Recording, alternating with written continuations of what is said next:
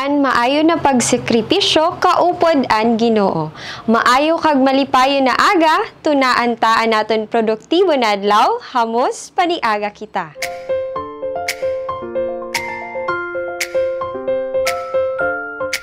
An maayo na pagsakripisyo kaupod an Ginoo. Pagsakripisyo an usad na surmato na aton mababatian permi kaupod san aton pagpatalubo san aton pagtuod. Ini ginapamatuodan gayod as the scripture says, and I quote, "For God so loved the world so much that He gave His only Son, so that everyone who believes in Him shall not perish but have eternal life." John 3:16. Aram naton na sayana na panahon, damo san klase san pagsakripisyo sa imo kag sa akon. May this be through our time, effort, and actions sa aton pang-uroadlaw na buhay. Pagsakripisyo para sa aton pamilya bilang usad na ginikanan, anak kag kamanghod.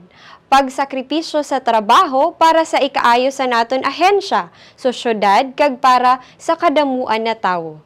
Pagsakripisyo para sa aton pinalangga kag pinakanamumutan sa buhay.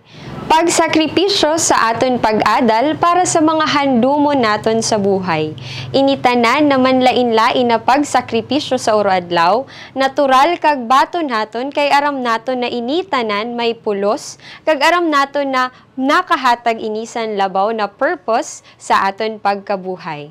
Pero panuman gayod ang pagsakripisyo nakaupod si Kristo? Bilang tawo, kaya ko ba na magsakripisyo nakaupod si Kristo?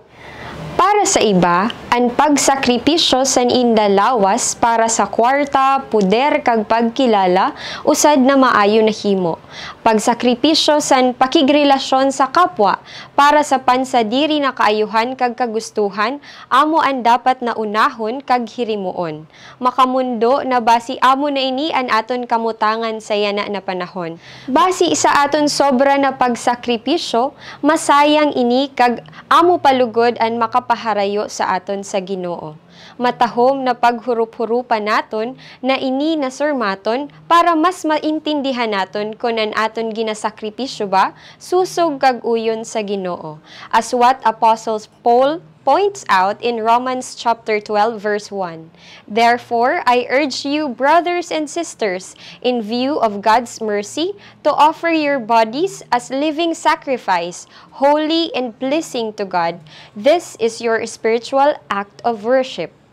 Kaparehas san sakripisyo na ginhimo ni Kristo, kita man padayon na gina-inkaher kag imbitaran, na i-offer o isakripisyo an aton sa diri, apisar san aton pagkakasala, kaluyahan kag kasakitan na nababatsyagan.